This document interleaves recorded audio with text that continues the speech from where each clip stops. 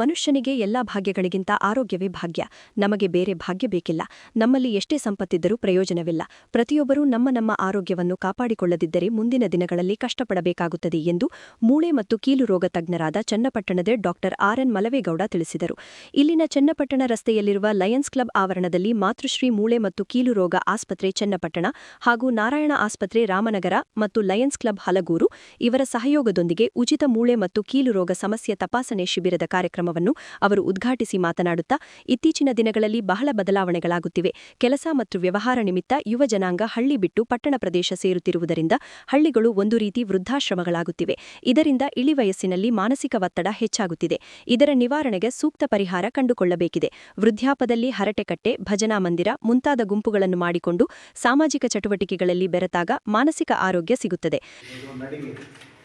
ಮತ್ತೆ ಇನ್ನೊಂದು ಅಡುಗೆ ಮಾಡೋರು ನಾನು ಕೇಳ್ತೀನಿ, ಸರ್ ನಾನು ಮುಂದೆ 10 ಕಿಲೋಮೀಟರ್ ನಡೀತಿದ್ದೆ ಸರ್, ಈಗ ನಡೆಯೋಕ್ಕೆ ಆಗಲ್ಲ.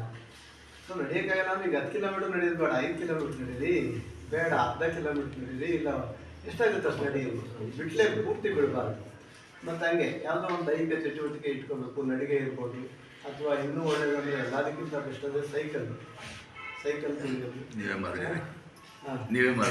ಅಲ್ಲ ಸೈಕಲ್ ತುಳಿಯೋದಿರ್ಬೋದು.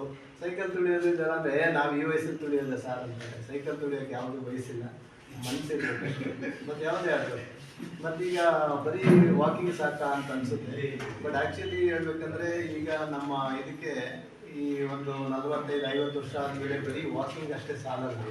ವಾಕಿಂಗ್ ಜೊತೆ ಕೆಲವೊಂದು ಸಣ್ಣ ಪುಟ್ಟ ಎಕ್ಸಸೈಸ್ಗಳನ್ನ ಮಾಡೋದು ಅಭ್ಯಾಸ ಮಾಡಬೇಕು. ಇಲ್ಲಾಂದರೆ ಈ ಬ್ಯಾಲೆನ್ಸಿಂಗ್ ಇದು ಹೋಗ್ಬಿಡುತ್ತೆ. ಮತ್ತು ಮಾಂಸಖಂಡಗಳಿಗೆ ಬಲ ಅಷ್ಟೊಂದಾಗಿ ಬರಲ್ಲ. ಸೊ ಹಾಗಾಗಿ ಬ್ಯಾಲೆನ್ಸಿಂಗ್ ಆಗ್ತಂದರೆ ಸ್ವಲ್ಪ ಏನಂದರೆ ಸಣ್ಣದಾಗಿ ಒಂದು 1 kg 2 kg ಅಥವಾ 5 kg ಅಷ್ಟು ಡಂಬಲ್ಸ್ ಇಟ್ಕೊಂಡು ಡಂಬಲ್ಸ್ ಮಾಡೋದು. ಸೊ ಅದರಲ್ಲೂ 55 ವರ್ಷ ಆದಮೇಲೆ ಮಾಂಸಖಂಡಗಳೆಲ್ಲ ಸಣ್ಣ ಆಗ್ತಾ ಹೋಗ್ತವೆ.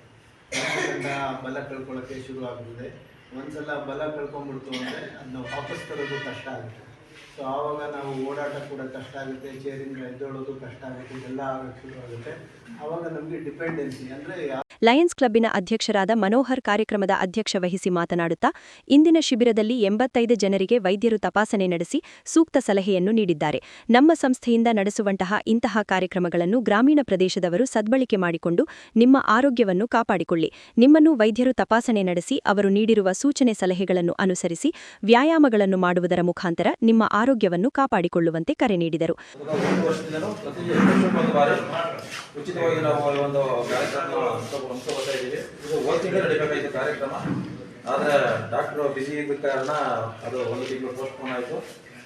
ಭಾಳಷ್ಟು ಇದು ಜನವರಿ ನಡೀಬೇಕಾಯ್ತು ಕಾರ್ಯಕ್ರಮ. ಒಂದು ನಾವು ಮೆಗಾ ಕ್ಯಾಂಪ್ ಮಾಡ್ತಾ ಇದ್ವಿ. ಆ ಒಂದು ಮೆಗಾ ಕ್ಯಾಂಪ್ ಯಾವ ಕಾರಣದಿಂದ ಮುಂದುವರೆದು ಆ ಒಂದು ಇದಕ್ಕೆ ಈಗ ಇಲ್ಲ ಈ ಸಾರಿನ 5 ತಿಂಗಳು ನಾನು ಬಂದು ಮಾಡ್ಕೊಡ್ತೀನಿ ಅಂದ್ಬಿಟ್ಟು ಡಾಕ್ಟ್ರ್ ಇವತ್ತು ಬಂದು ಈ ಒಂದು ಕಾರ್ಯಕ್ರಮ ನೆರವೇರಿಸ್ಕೊಟ್ಟಿದ್ದಾರೆ. ಜೊತೆಗೆ ಈಗ ಡಾಕ್ಟ್ರ್ ಹೇಳ್ದಂಗೆ ಮನುಷ್ಯನಿಗೆ ಸಂಪತ್ತು ಬರ್ತಾ ಇದೆ, ದುಡ್ಡು ಎಷ್ಟು ಜಾಸ್ತಿ ಆಗ್ತಾ ಇದೆ, ಅದೇ ರೀತಿ ಕಾಯಿಲೆಗಳು ಕೂಡ ಅದೇ ರೀತಿ ಜಾಸ್ತಿ ಆಗ್ತಾ ಇದೆ.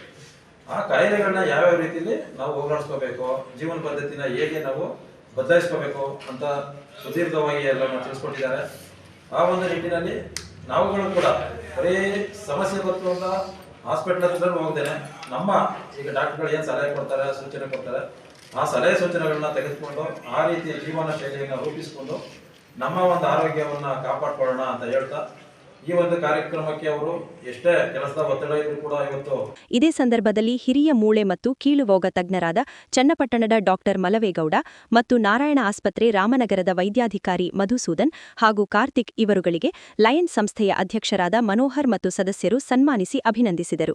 ಕಾರ್ಯಕ್ರಮದಲ್ಲಿ ಕ್ಲಬ್ಬಿನ ಅಧ್ಯಕ್ಷರಾದ ಜಿಎಸ್ ಮನೋಹರ, ಕಾರ್ಯದರ್ಶಿ ಎಟಿ ಶ್ರೀನಿವಾಸ್, ಖಜಾಂಚಿ ಸಿ ಪ್ರವೀಣ್ ಮತ್ತು doctor Siddaraju, doctor Shamshuddin, AS Devaraju, Shivaraju, Madegowda, Padmanabha, Babu, Siddalingaswamy, HV Raju, Puttaswamy ಸೇರಿದಂತೆ ಇತರರಿದ್ದರು.